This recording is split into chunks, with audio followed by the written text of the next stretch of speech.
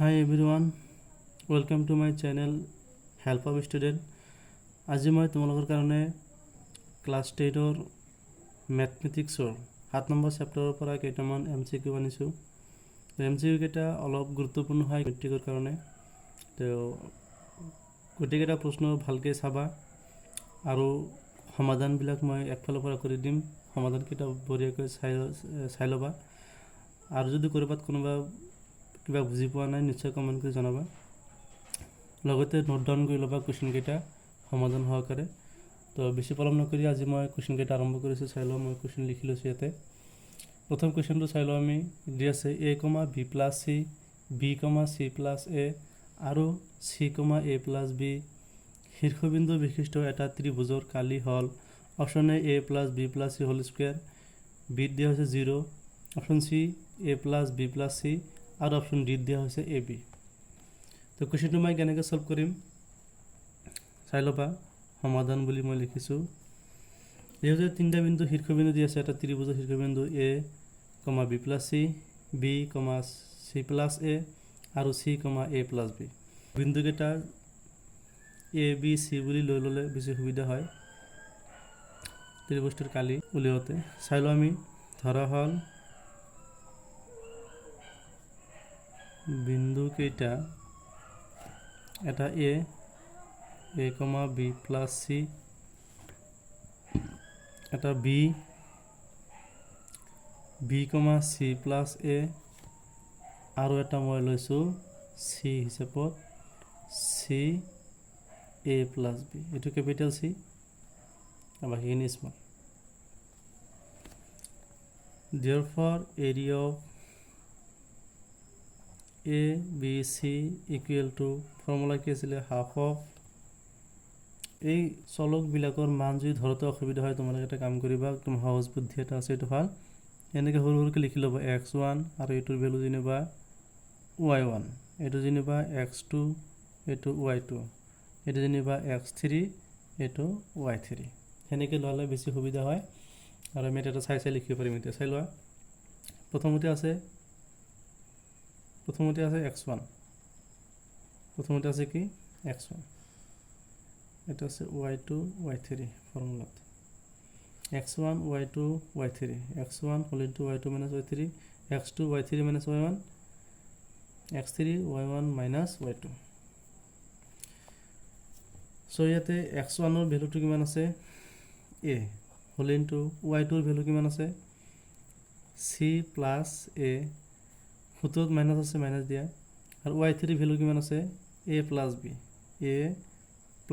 b, কিন্তু ইয়াতে minus হৈ যাব কাৰণ ইয়াতে সূত্ৰত মাইনাছ আছে আৰু এইটো মাইনাছৰ লগত এই দুয়োটা পূৰণ হৈ থাকিব, গতিকে a - b হ'ব প্লাছ x2 ভেলু কিমান আছে চাই লওঁ আমি। ইয়াতে আছে x2ৰ ভেলু আছে b = y3 কিমান আছে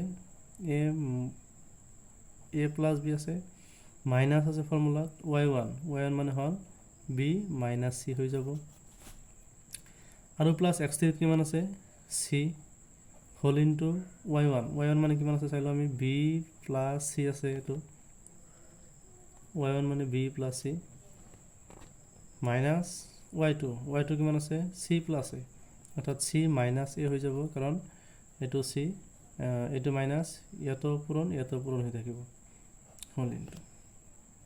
তো হাফটো মই লৈ লৈছোঁ।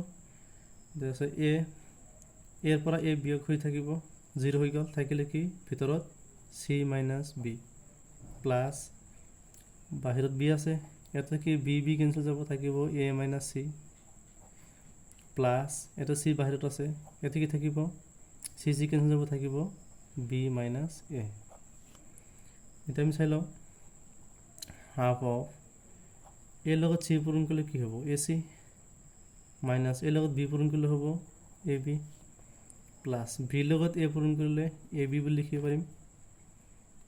তাৰপিছত মাইনাছ প্লাছ মাইনাছ হ'ল, b লগত c পূৰণ কৰিলে bc হ'ব আৰু প্লাছ c লগত b পূৰণ কৰিলে হ'ব bc, মাইনাছ c লগত a পূৰণ কৰিলে হ'ব ac। তো ইয়াতে আছে কি হাফ অফ ac ৰ পৰা ac মাইনাছ কৰিলে কি হ'ব 0 হৈ গ'ল, এ বি আৰু এ বি এটা প্লাছ এটা মাইনাছ আছে গুচি গ'ল, বি চি এটা প্লাছ এটা মাইনাছ আছে 0 হৈ গ'ল, অৰ্থাৎ হাফ ইনটু এনেকুৱা হ'ব, হাফ ইনটু 0 হৈ গ'ল। তো এনচাৰটো আমাৰ কি হ'ব 0, নিশ্চয় অপশ্যন বিত আছে।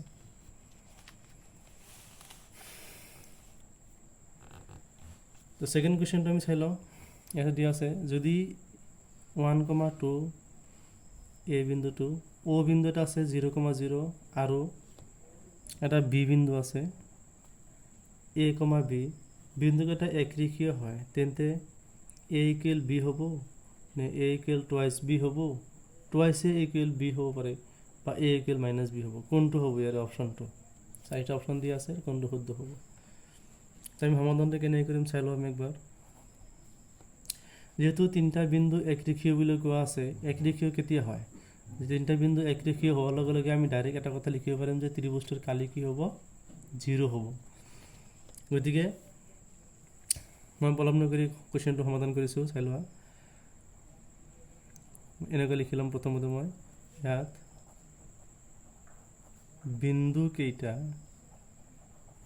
হ'ল এটা এ, এটা বিন্দু কি আছে এ আছে, কিমান 1,2, এটা বিন্দু আছে অ, এইটো কিমান হ'ব 0,0 বুলি দি আছে, আৰু এটা বিন্দু আছে চি, এইটো কিমান দি আছে এ, বি বুলি কোৱা আছে। তো যিহেতু এ, বি আৰু চি বিন্দু কেইটা একৰেখীয় বুলি কোৱা আছে, একৰেখীয়, গতিকে area of A O B equal to কি হ'ব 0 হ'ব। নিশ্চয় area of A O B equal to কি হ'ব 0 হ'ব। তো আমি এৰিয়াৰ ফৰ্মুলাটো বহাই দিম, চাবা এনেকুৱা মই লৈ লৈছোঁ area of A O B. প্ৰথমতে আমি হাফ ল'ম, কাৰণ ফৰ্মুলাটোত হাফ আছিল, into x1 whole into y2 minus y3 plus x2 whole into y3 minus y1 plus x3 whole into y1 minus y2 এনেকুৱা আছিল, ইকুৱেল টু 0 লৈছোঁ ইফালে। তাৰপিছত 1/2 আছে, 2টো ইফালে কি আছে হৰণ হৈ আছে, ইফালে পূৰণ হৈ যাব, 0 লগত 2 পূৰণ কৰিলে 0 হ'ব, নিশ্চয় তোমালোকে জানাই। গতিকে 2 ইফালে আৰু বাৰে 1/2 নিলিখোঁ, 2 ইফালে ল'লে 0 হ'ব, 0 লগত পূৰণ কৰিলে সেইটো আৰু নিলিখোঁ। তো মই ডাইৰেক্ট মানকেইটা ভৰাই চাম, চাই ল'বা। তো ইয়াৰ আগতে এটা কথা যে x1 y2 y3 তাৰপিছত x2 y3 y1 এইবোৰ মানবিলাক যে আছে, এইটো মই সৰু সৰুকৈ ধৰি লৈছোঁ, বুজি পোৱাত সুবিধা হ'ব, চাই লোৱা। যেনেকুৱা এইটো x1, এইটো y1, এইটো x2, এইটো y2, এইটো x3 y3। তোমালোকৰ সুবিধাৰ কাৰণে মই লৈছোঁ, এইটো নল'লেও হ'ব, লোৱাৰ দৰকাৰ নাই, এইটো সুবিধা হ'ব, মই বুজি পোৱাত তুমি চাই ল'বা। এতিয়া চাওঁ হাফটো গুচি গ'ল, এতিয়া চাওঁ x1ৰ মান কিমান আছে, এইটো 1 আছে, 1 বহাই দিছোঁ, হোল ইনটু y2ৰ মান কিমান আছে 0, মাইনাছ y3 কিমান আছে b বহাই দিছোঁ, প্লাছ x2ৰ মান কিমান আছে, x2ৰ মান 0 আছে, আৰু ভিতৰত y3 মান কিমান আছে b আছে, মই b লৈছোঁ, মাইনাছ y1ৰ মান কিমান আছে 2 সেইটো লৈছোঁ, প্লাছ x3 কিমান আছে a লৈছোঁ, হোল ইনটু y1ৰ মান কিমান আছে 2, মাইনাছ y2 কিমান আছে 0। নিশ্চয় বুজি পাইছা তোমালোকে, একদম সহজকৈ লোৱা হৈছে। তো এইবাৰ চাওঁ আমি 1ৰ লগত মানে 0ৰ পৰা b মাইনাছ কৰিলে মাইনাছ b থাকিব, মাইনাছ b লগত 1 পূৰণ কৰিলে মাইনাছ b হ'ব, আৰু গোটেইখিনি এতিয়াতো বিয়োগ কৰিব নোৱাৰোঁ, কিন্তু 0ৰ লগত পূৰণ কৰিলে গোটেইখিনিয়ে 0 হৈ যাব, প্লাছ 0 দি দিছোঁ মই, আৰু প্লাছ 2ৰ পৰা 0 বিয়োগ কৰিলে 2 থাকিব, আৰু 2ৰ লগত a পূৰণ কৰিলে কি হ'ব টুৱাইচ a হ'ব, ইকুৱেল টু 0। তো আল্টিমেটলি কি থাকিল ভিতৰত, মই এইটো প্লাছ দি দিছোঁ, ভিতৰত কি থাকিল twice a minus b equal to 0 এনেকুৱা হ'ল। চ' মডুলাছটো উঠাই দিলে কি হ'ব, twice a minus b equal to 0 হ'ব, তাৰমানে twice a equal to b এনেকুৱা হ'ল, সম্পৰ্কটো এনেকুৱা হৈ গ'ল। এইটো এনচাৰ, যিটো আমাৰ অপশ্যন ক'ত আছে, twice a equal to b option চিত আছে। নিশ্চয় বুজি পাইছা, এইটো twice a equal to b আমাৰ অপশ্যন চিত আছে, twice a equal to b, গতিকে এইটো অপশ্যন হৈ গ'ল। তো নেক্সট এতিয়া আমি কুৱেশ্যন নম্বৰ 3 আলোচনা কৰিম। কুৱেশ্যন নম্বৰ 3টো চাই লওঁ। মূল বিন্দুৰ পৰা আলফা কমা বিটা বিন্দুটোৰ দূৰত্ব হ'ব কিমান? তো মূল বিন্দুৰ পৰা যিকোনো এটা বিন্দুৰ দূৰত্বৰ ফৰ্মুলা আছিল এনেকুৱা মই প্ৰথমতে লিখি লৈছোঁ ইয়াতে। মূল বিন্দুৰ পৰা ফৰ্মুলা আছিল এইটো, কোনো এটা বিন্দু যদি x, y হয় তেতিয়াহ'লে এই x, y বিন্দুটো মূল বিন্দুৰ পৰা দূৰত্বৰ ফৰ্মুলা আছিল এইটো x² + y² ডাইৰেক্ট বাছ হৈ গ'ল। গতিকে এতিয়া আনসাৰটো কি আহিব? √/, x ঠাইত কি আছে চাওঁ আমি, x ঠাইত কি আছে আলফা, চ' α² প্লাছ আৰু y ঠাইত কি আছে বিটা, β² α² প্লাছ β² ৰুটৰ থাকিবই। গতিকে ডাইৰেক্ট আনসাৰটো আহি গ'ল ডি অপশ্যন। একদম সহজকৈ লোৱা হৈছে। আৰু তুমি যদি ভাবা যে মই বেলেগকৈ কৰিম এনেকৈ নক এইটো ফৰ্মুলা মনত নাথাকিব, তেতিয়া অলপ বেলেগকৈ ল'ব পাৰা। যিটো এজ ইউজুৱেল যিটো ফৰ্মুলা আছিলে সেই ফৰ্মুলাটো কি আছিল আমাৰ, এনেকৈ মই বাহিৰত অলপ লিখি লৈছোঁ। যদি এটা বিন্দু A x1, y1 হয় আৰু এটা বিন্দু B x2, y2 হয়, তেতিয়াহ'লে A আৰু B ৰ মাজৰ দূৰত্ব আছিলে কি? A আৰু B ৰ মাজৰ দূৰত্ব কি আছিলে? ইকুৱেল টু মই লৈছোঁ √/, x2 - x1 whole square plus y2 - y1 whole square. এইটো ফৰ্মুলা আছিলে। এইটো ফৰ্মুলা ব্যৱহাৰ কৰিও তুমি এই কুৱেশ্যনটো ছল্ভ কৰিব পাৰিবা। এটা বিন্দু 0,0 ল'ব লাগিব, যিহেতু মূল বিন্দুৰ পৰা কোৱা হৈছে। গতিকে এটা বিন্দু 0,0 ল'ব লাগিব তেতিয়া, আৰু এটা বিন্দুটো আলফা কমা বিটা দিয়াই আছে। আৰু সেইমতে আমি এই সূত্ৰটো ব্যৱহাৰ কৰি এনচাৰটো উলিয়াব পাৰিম। তেতিয়া এনচাৰ এইটোৱে আহিব, α² প্লাছ β² আহিব। সেই বিষয়ে আৰু মই নকওঁ, তোমালোকে চাই ল'বা। কুৱেশ্যন নম্বৰ 4টো আমি চাই লওঁ। এইটো কি দি আছে? -sin A, -cos A আৰু sin A, cos A বিন্দু দুটাৰ মাজৰ দূৰত্ব হ'ল অপশ্যন A 2, B 4, C দি আছে √2 আৰু D দি আছে √/, sin A plus cos A। তো এই কুৱেশ্যনটো কেনেকৈ সমাধান কৰিম? একদম সহজ কলম, চাই ল'বা। সমাধান মই কৰি দিছোঁ। কুৱেশ্যনটো হ'ল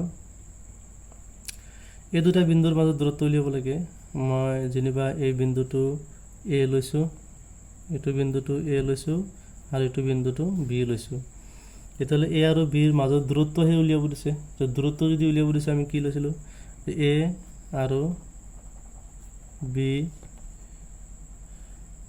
বিন্দু দুটাৰ মাজৰ দূৰত্ব হ'ল AB।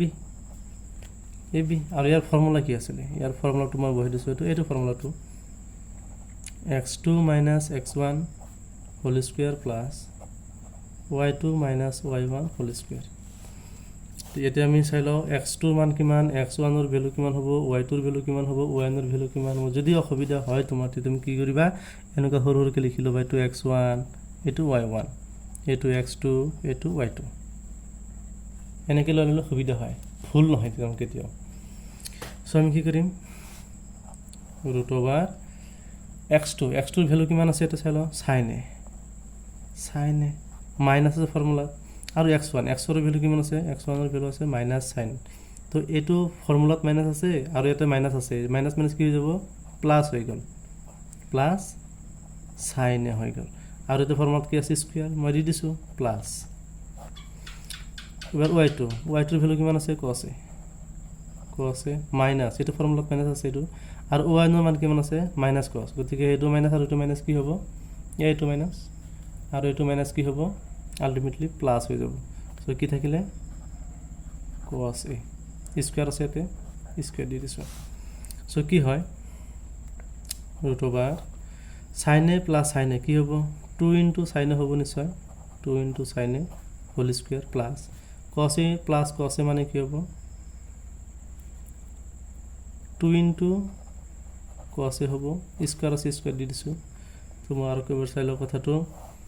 2ত স্কুৱেৰ আছে, চাইনতো স্কুৱেৰ আছে। 2ত স্কুৱেৰ কিমান হয়? 4 হয়, ইনটু চাইন স্কুৱেৰত এনেকুৱা আহিব sin স্কুৱেৰ A প্লাছ ইয়াতো 2ত স্কুৱেৰ আছে 4 আহিব, আৰু cosত স্কুৱেৰ থাকিলে cos স্কুৱেৰ আহিল।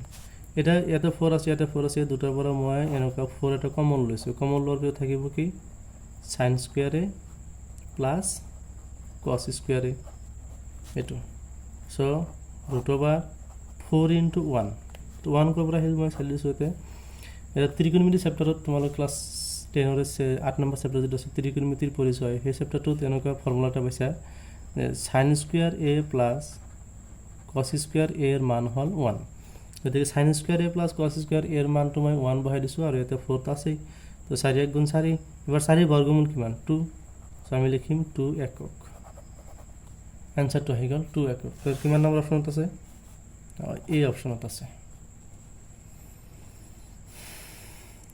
নিশ্চয় কথাটো বুজি পাইছো তো এই প্ৰশ্ন চাৰিটা যদি কৰবাত বুজি নোপোৱা আছে নিশ্চয় তোমালোকে কমেন্ট কৰি জনাবা আৰু ভিডিওটো যদি ভাল লাগিছে নিশ্চয় তোমালোকে শেয়াৰ কমেন্ট আৰু সাবস্ক্ৰাইব কৰিবা নতুন হলে এইখিনতে মই আৰু এটা প্ৰশ্ন লৈ আছো তোমালোকৰ কাৰণে চাইলো কোৱেশ্চনটো 2,3 - 1,4 আৰু 5,5 শীৰ্ষবিন্দু বিশিষ্ট ত্ৰিভুজটোৰ ভাৰ কেন্দ্ৰৰ স্থানাঙ্ক হ'ব অপচন এ 2,-4 অপচন বি ত আছে 6,12 অপচন সি ত আছে -6,12 আৰু ডি ত আছে 2,4 তোমালোকে এটা কাম কৰিবা যদি ইয়াৰ শুদ্ধ উত্তৰটো নিশ্চয় উলিয়াব পাৰিবা বহুতে যদি উলিয়াব পাৰা শুদ্ধ উত্তৰটো কমেন্ট কৰি জনাবা এ হ'বনে বি হ'বনে সি হ'ব ডি হ'ব কোনটো হয় শুদ্ধ উত্তৰটো নিশ্চয় কমেন্টত জনাই দিবা